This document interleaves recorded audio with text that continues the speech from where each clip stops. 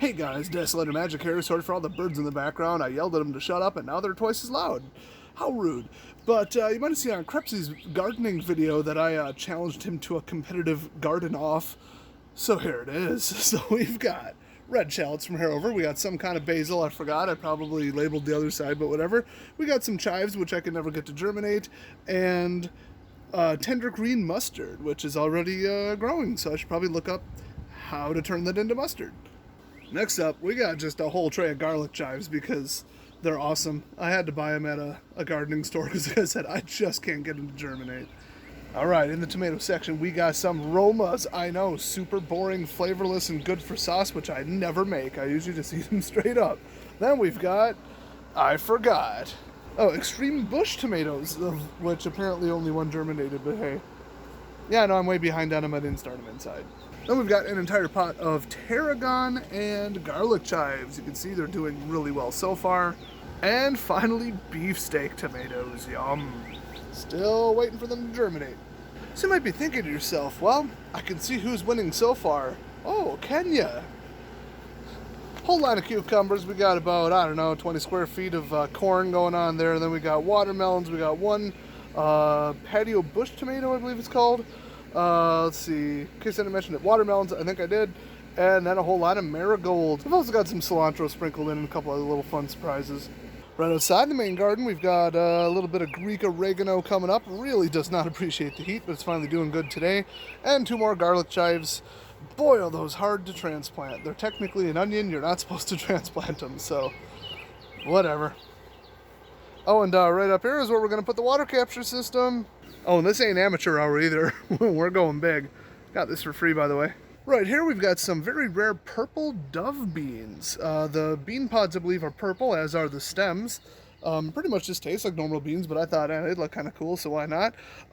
It probably just looks with the stones and with that going on that I buried a cat here and then did some weird Blair Witch magic crap on top of it, but nope, it's just beans.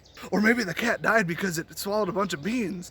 By the way, that is my gargantuan, gigantic, Jurassic Park-sized rhubarb. Here, I wear 13s. Well, now I gotta go get that. Yeah, those leaves are about 2 or 3 feet across. Here we've got the Who Cares compost bin, where it's like wood that I probably should have chipped, but wood chippers are expensive, and this is just long-term. Now here we've got compost bin number 2. This is one I'm taking seriously and actually caring about the nitrogen content and what I put in there and carbon ratios and stuff. This is like the complete garbage soil section. I put a little bit of topsoil on top of the clay that's back here, but that cilantro right there is going to seed, so that's nice. I got a little more cilantro hiding back there, and then some back there. I might just kind of try and replace all these weeds with cilantro. This is an unknown berry that I planted 2 years ago. So it's either Viking berries, well, I guess it's not thornless, whatever blackberries or whatever I planted because they have thorns. It might be the blackberries from my front yard. I don't know how they would have made it back here except for a squirrel or a bird or something, but well, it's really hard to germinate berries, so I ain't gonna kill it. Unfortunately, this is so new, it just came up this year. No berries this year, not till we get runners. All right here we've got strawberries. You can see there's already one right there. Those are some cherry tomato bushes right there. Right here we got some Nabucco onions. I believe they're an evergreen species too, which these are actually 3 years old. These are evergreen bunching onions. I'm letting them go to seed because these were really good, strong plants and I just want some seeds. And I am letting my strawberries spread a little bit. I kind of want them to be like this whole area right here.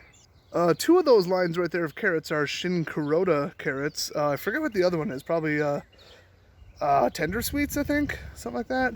There's one single asparagus plant. Still not sure how that happened.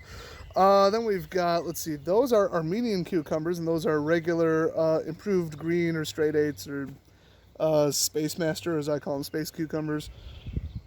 Right here and here, I could have just done this digitally. There's 2 potatoes. I'm going with some kind of golden yellow something or other. I don't know.